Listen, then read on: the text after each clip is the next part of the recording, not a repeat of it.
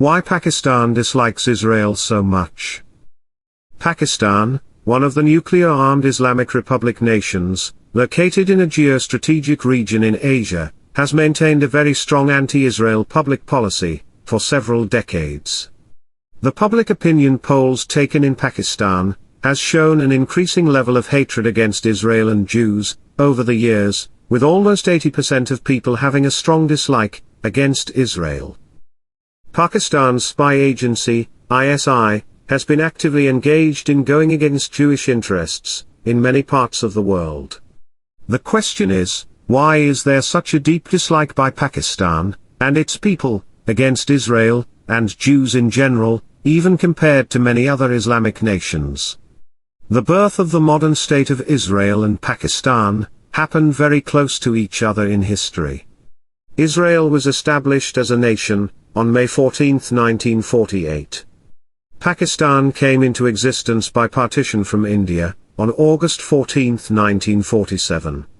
Pakistan and Israel were both created on religious grounds, Pakistan being a Muslim state, and Israel, a Jewish state. Ever since Israel was established, Pakistan refused to recognize Israel, and has continued their policy of non-recognition till date. Pakistan and Israel don't even have diplomatic missions. In fact, Pakistani citizens cannot travel to Israel, as explicitly stated in the Pakistani passport. However, Israel has attempted to establish ties with Pakistan several times. In 1948, the first attempt to establish diplomatic ties was made by Israel, by their founder Prime Minister, David Ben-Gurion, but was rejected by Pakistan's founder and Governor-General, Muhammad Ali Jinnah. It didn't come as a surprise that Jinnah rejected any attempt from Israel, because Jinnah had maintained a strong stand against Israel, even before its creation, since the 1930s, and had stated he would never want to see a state of Israel being created.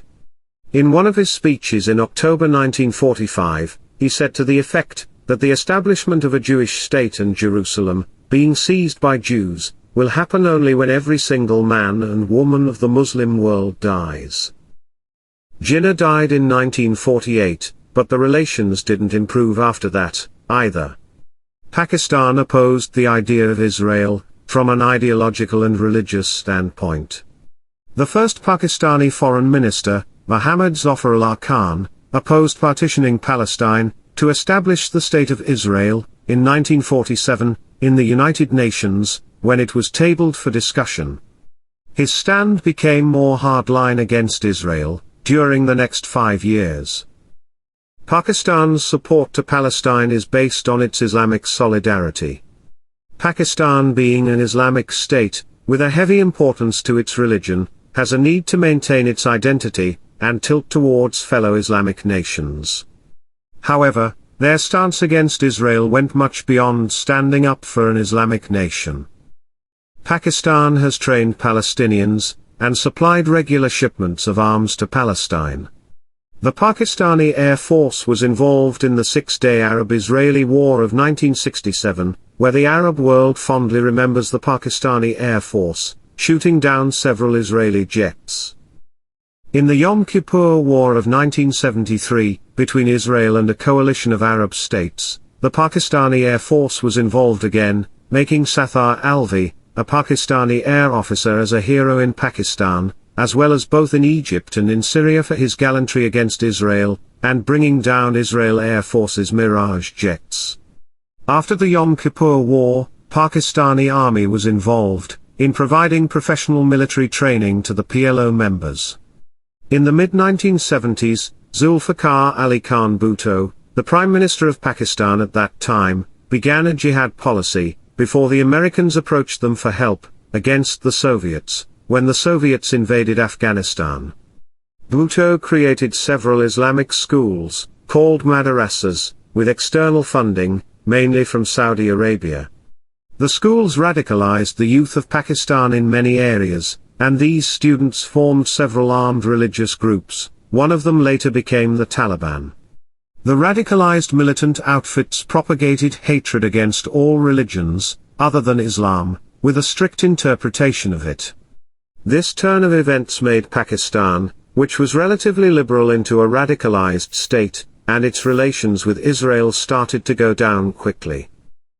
In 1977, Pakistan had a military coup by their general, Zia-ul-Haq, who ruled Pakistan with an iron hand, until his death in 1988. Though Zia is blamed as the leader, who was the cause of extreme Islamization and militancy in Pakistan, ironically, it's during Zia's time, Pakistan enjoyed a decent relationship with Israel, though it was mostly secretive. In 1979, when the Soviets invaded Afghanistan, Pakistan and Zia played a very important role in training, arming, and funding the jihadi outfits to fight against the Soviet Union. US, UK and Israel provided financial and military help to Pakistan, to ensure that there was a continuous stream of radicalized Islamic fundamentalists, or jihadis, who'll fight the Soviets, though most of the funding came from the United States. In the early 1980s, there was a lot of intelligence sharing between the spy agencies of Pakistan and Israel. Israel would purchase military hardware from around the world, and supply it to Pakistan, to be transferred to the jihadis. This hidden relationship, which was kept in the dark to the world, for obvious reasons, was also the time when Pakistan-Israel relations were the closest. It has to be noted Pakistan and Israel have had secret dealings throughout their existence. In 2005, the Pakistani Foreign Minister Khurshid Mahmood Kasuri met his Israeli counterpart in Turkey, and there was a lot of noise of a possible breakthrough in the relations. There was another unannounced meeting between Pakistani military dictator, Pervez Musharraf, with the Israeli Prime Minister, Ariel Sharon, in September 2005, at the UN. Pakistan downplayed the meeting, while Israel made a statement that Pakistan is not an enemy, though it didn't amount to any change in policy. Though Pakistan routinely involves in terrorist activities around the globe, one of its brutal murders caught the attention of the world. On January 23, 2002, Daniel Pearl, an American journalist, who worked for the Wall Street Journal, was kidnapped, while he was on his way to what he thought was for an interview with an Islamic religious leader, Mubarak Ali Gilani. Daniel Pearl was targeted because he was Jewish. The Pakistani spy agency, ISI, believed he was an agent of the Israeli spy agency, Mossad. The anti-Jewish sentiment within Pakistan was exposed to many, terrorizing the Jewish professionals, who needed to travel to Pakistan. The abductors, an unknown terrorist group, had a list of demands for the US government, and horrific pictures were sent by them to the media, which caught the attention of the world. The terrorist group has been never known to exist, and was alleged to be the handiwork of the Pakistani spy agency, ISI, though it was not proven. In November 2008, the largest Indian city, Mumbai, was attacked by Pakistan-based terrorists, who had been imparted with special operations training by the Pakistani army. Elaborate planning and reconnaissance was done by the Pakistani spy agency. The targets chosen by the ISI to strike in Mumbai included 2 high-end 5-star hotels, a restaurant frequented by Westerners, and a Chabad house in Mumbai suburb, a center involved in disseminating traditional Judaism. When the Westerners were killed by the terrorists, horrific stories emerged about how the terrorists identified the Jews among their victims, and once they did, inhuman brutality was applied while killing the Jews. When Imran Khan became the Prime Minister of Pakistan in 2018, there was a lot of hope for better relations between Pakistan and Israel. Imran Khan, the Western-educated former cricketer, and supposedly a different kind of politician, was expected to steer Pakistan in a new direction. But, he turned out to promote Islamic fundamentalism even more in Pakistan than any other prime minister in Pakistani history, and subsequently steered the country furthermore anti-Israel. In 2021, Israel accused Pakistan's foreign minister, Qureshi, with anti-Semitism. Pakistan is now an epicenter of many terrorist organizations, with varying objectives. When Pakistan's military and their spy agency, ISI, trained these organizations, they had 2 simple objectives.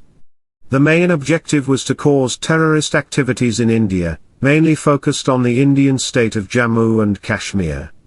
The second objective was to maintain a control on Afghanistan, through their proxy, the Taliban, who call Pakistan as their second home.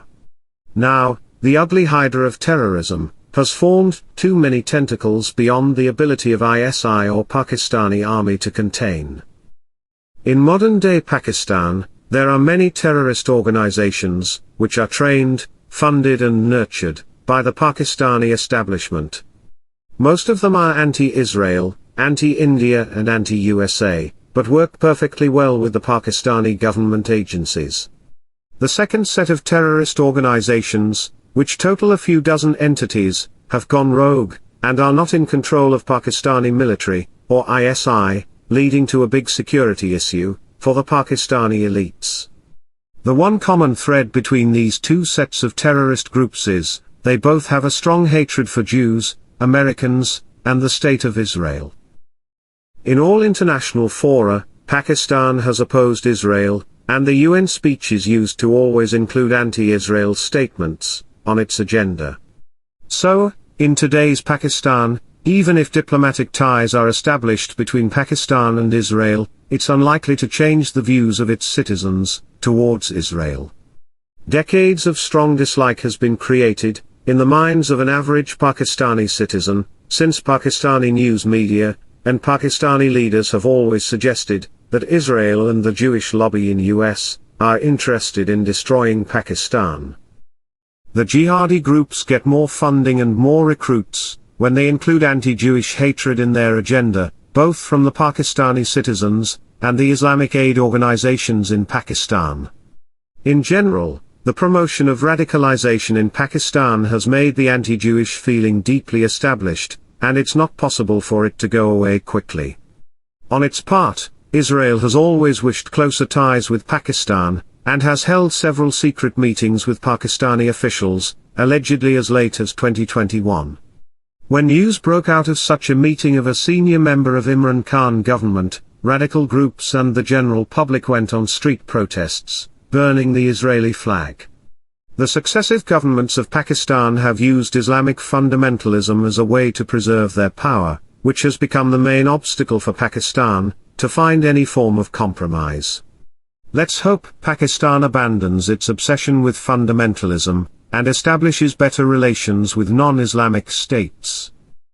Thanks for watching.